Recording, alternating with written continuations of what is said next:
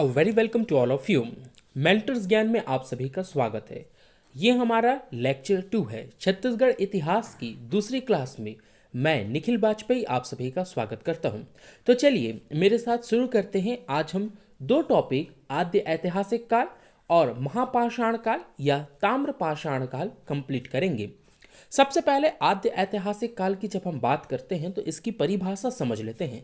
Slide number 1, पहला slide हमें यह समझाता है कि आद्य ऐतिहासिक काल उस काल को कहा जाता है जिसमें पुरातात्विक साक्ष्य तो मिलते हैं, साथ ही लिखित साक्ष्य भी मिलते हैं, लेकिन लिखित साक्ष्यों को पढ़ा नहीं जा सकता। आद्य ऐतिहासिक काल को ही ब्रॉन्ज या फिर कांस्य युग भी कहा जाता है, क्योंकि इस काल में तांबे और टीन को मिलाकर कांसे का उपयोग किया जाने लगा था। अब हमें यह तो समझ में आ चुका है कि आद्य ऐतिहासिक काल क्या है। आद्य ऐतिहासिक काल वो काल जिसमें लिखित के साथ साथ पुरातात्विक साक्ष्य भी मिले और कांसे का उपयोग भी किया जाने लगे। वैसे आज की जो क्लास हम शुरू कर रहे हैं इसमें आप एक प्रॉमिस करेंगे कि वीडियो को पूरा लास्ट तक देखने के साथ में इसकी नोट्स भी जरूर आप हमारे साथ साथ प्रिपेयर करते चलेंगे। बिना कॉपी पेन के वो मज़ा नहीं आने वाला। अगर आप किसी काम के साथ में एक ऑडियो के तौर पे इस वीडियो को सुन रहे हैं तो बाद में दोबारा इस वीडियो को देखकर एक शॉर्ट नोट्स जरूर तैयार करिएगा जो आपके रिवीजन के लिए काम आएगा। फिलहाल आद्य ऐतिहासिक काल का छत्तीसगढ़ के संबंध में जब हम बात करते हैं तो सीजीपीएससी और सीजी व्यापम के संबंध में मैं ध्यान में रख करके आपको पूरी क्लास कराने जा रहा हूं। वैसे आपको बता दूं कि आद्य ऐतिहासिक काल का जो समय है वो 2600 ईसा पूर्व का माना गया है। इस कालखंड में सिंधु घाटी सभ्यता का अध्ययन करते हैं और इसे कांस्य युगीन सभ्यता कहते हैं, जैसा कि हमने अभी पढ़ा है। वैसे अगर हम बात करें छत्तीसगढ़ के सापेक्ष में तो सिंधु घाटी सभ्यता में लघु मूर्तियों के निर्माण में मोम सांचा पद्धति का प्रयोग किया जाता था। इसे वर्तमान में बस्तर के धड़वा शिल्प के समीकृत या फिर उसके समान या उससे तुलना किया जा सकता है। तो कहीं ना कहीं हम ऐसा मान सकते हैं कि आद्य ऐतिहासिक काल का कोई सीधा संबंध छत्तीसगढ़ से तो प्राप्त नहीं होता है, पर उस वक्त सिंधु घाटी सभ्यता के लोग लघु मूर्तियों के निर्माण के लिए जो मोम साचा पद्धति का उपयोग करते थे वो कहीं ना कहीं बस्तर के घड़वा शिल्प के समान ही हैं। फिर अपन आते हैं महापाषाण काल या फिर ताम्रकाल में। ये कुछ आप लोगों को चित्र नजर आ रहे होंगे। ये चित्र हमारे छत्तीसगढ़ से ही पाए गए ताम्र युगीन प्रमाण है, कुछ पुरातात्विक साक्ष्य है।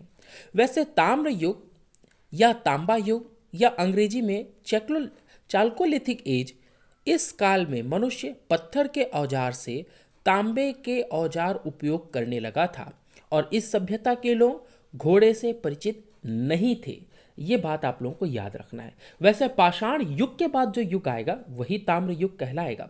वैसे जब मैं छत्तीसगढ़ या फिर दक्षिण कौशल, जैसा छत्तीसगढ़ ही कहा जाता है, उसके संबंध में बात करूं तो इस काल की सामग्रियों का अभाव है, किंतु निकटवर्ती बालाघाट, आप लोगों को मालूम होगा कि छत्तीसगढ़ के निकट मध्य प्रदेश है। मध्य प्रदेश और छत्तीसगढ़ के बिल्कुल बाउंड्री में बालाघाट क्षेत्र आता है। जिले के गुंगेरिया नामक स्थान से, बालाघाट जिले के गुंगेरिया नामक स्थान से, यहाँ पे मैंने लिखा भी होगा, आप लोग अपन देखते हैं, पहले इस पॉइंट को पढ़ लेते हैं।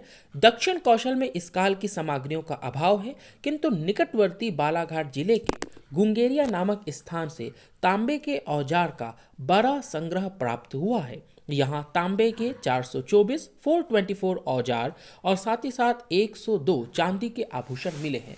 मैं फिर से दोहरा दूं कि दक्षिण कौशल के क्षेत्र में इस काल की सामग्रियों का अभाव है, किंतु निकटवर्ती बालाघाट जिले के गुंगेरिया नामक स्थान से तांबे के औजार का एक बड़ा संग्रह प्राप्त हुआ है। यहाँ तांबे के 424 424 औजार यानी कि कोई हथियार और 102 चांदी के आभूषण मिले हैं, जिससे ये तो प्रमाणित होता है कि छत्तीसगढ़ में कहीं ना कहीं ताम्र पाषाण काल के युग के लोगों का रहन बसन सहन तो था, क्योंकि बालाघाट बिल्कुल निकट है।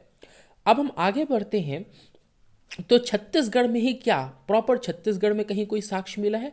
तो बिल्कुल जो सेकंड पॉइंट है ये बताता है कि बालोद जिले के करही भदर, चिरचारी और सोरर में पाषाण घेरों के अवशेष मिले हैं। इसी जिले के करका भाटा से पाषाण घेरे के साथ लोहे के औजार और मृदभान प्राप्त हुए हैं। आगे हम बढ़ते हैं। मैं आप लोगों को एक क्षेत्र के बारे में और बताना चाहूँगा, वो है घनौरा, जो कि बालोद जिले में आता है। तो घनौरा जो कि बालोद जिले में आता है से लगभग 500 महापाषाण स्मारक प्राप्त हुए हैं, जिसकी खुदाई सन 1956-57 में डॉक्टर M.G. दीक्षित द्वारा किया गया था, जिसका व्यापक सर्वेक्षण प्रोफेसर J.R. काम्बले व डॉक्टर रमेंद्रनाथ मिश्र ने सर्वप्रथम किया था।